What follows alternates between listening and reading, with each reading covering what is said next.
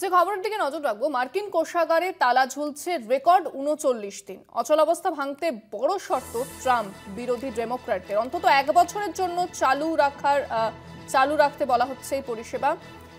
এ বিষয়ে আরো বিস্তারিত জানবো। ফোনে রয়েছেন পলিটিক্যাল এডিটর আশিস চট্টোপাধ্যায়। আশিস, কি জানা যাচ্ছে এই বিষয়ে? দেখো, এই শাটডাউনের মূলে ডেমোক্র্যাটরা প্রেসিডেন্ট ট্রাম্পের যে বাজেট প্রস্তাব, সেই প্রস্তাব সমর্থন না করাটাই এই শাটডাউনের মূলে। আমাদের দেশে যেমন ১ এপ্রিল থেকে অর্থ বছর শুরু হয়, আমেরিকায় তা নয়। আমেরিকায় ১ অক্টোবর থেকে অর্থ বছর শুরু হয়। তার আগে বাজেট সংসদে পাশ করতে হয়, অর্থাৎ সে দেশের কংগ্রেস এবং সেনেটে পাশ করতে হয়। তার জন্য সিম্পল মেজরিটি, অর্থাৎ ১০০ জনের মধ্যে ৫১ জনের ভোট পেলেই হয় না, সেনেটে অন্তত ৬০ জনের সমর্থন লাগে। কিন্তু ট্রাম্প যে নীতি নিয়েছেন তার অন্যতম একটা হচ্ছে ডেমোক্রেটিক প্রেসিডেন্ট বারাক ওবামার আমলে চালু হওয়া গরিব মানুষদের স্বাস্থ্য পরিষেবা দেবার জন্য সরকারি অর্থ ব্যয়। এই প্রকল্পে গরিব মানুষ, শ্রমজীবী মানুষ, তারা সরকারি টাকায় সাহায্য পেতেন। তাদের বীমা করার জন্য সরকার সাহায্য করত। তারা যখন কোনো স্বাস্থ্য প্রতিষ্ঠানে চিকিৎসা পেতে যেতেন, সেখানেও সরকারের ভর্তুকি থাকতো, ইত্যাদি নানান ভাবে তাদেরকে সহায়তা করার নীতি নিয়েছিলেন ডেমোক্র্যাট প্রেসিডেন্ট বারাক ওবামা। ২০১০ সাল থেকে এই প্রকল্প চালু হয়। প্রকল্পটির একটি পোশাকি নাম থাকলেও এটি ওবামা কেয়ার নামে পরিচিত হয়। ট্রাম্প বরাবর এই ওবামা কেয়ারের বিরোধী এবং তিনি মনে করেন যে পয়সা জলে ফেলা হচ্ছে। এবারে তিনি ওবামা কেয়ারে টাকা পয়সা রাখতে চাননি এবং তাই নিয়ে বিরোধের পরিণতিতে বাজেট পাস হয়নি। তাই ১ অক্টোবর থেকে মার্কিন কোষাগারের টাকা খরচ করা বন্ধ হয়ে গেছে। তাই নিয়ে ডেমোক্র্যাটরাও মানে এক জায়গায় দাঁড়িয়ে রয়েছেন, ওবামা কেয়ার চালু রাখতে হবে।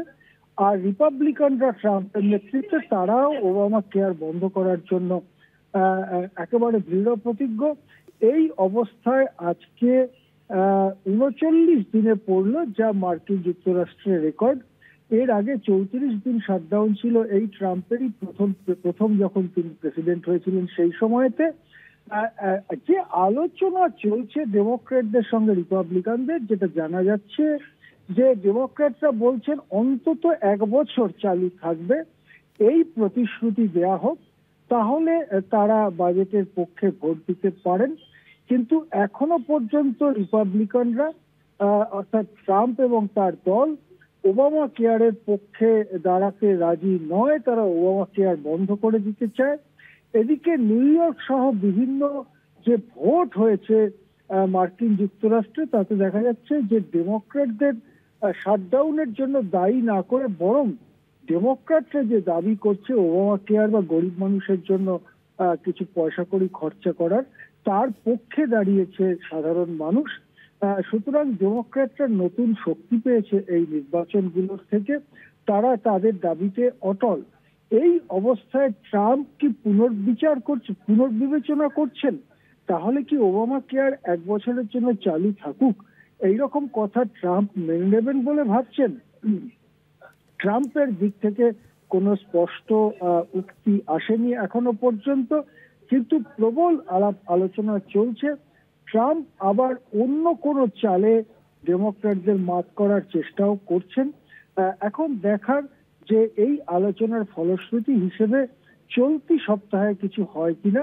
যেটা জানা যাচ্ছে, চলতি সপ্তাহের উইকেন্ড যেটাকে বলা হয়, সেই উইকেন্ড অর্থাৎ এই যে শনিবার, আজকে, কালকে রবিবার, সংসদের অধিবেশন, সংসদ খোলা থাকবে, অধিবেশন চাইলে হতে পারে, সদস্যরা চাইলে অধিবেশন হতে পারে, এটা জানিয়েছেন স্পিকার।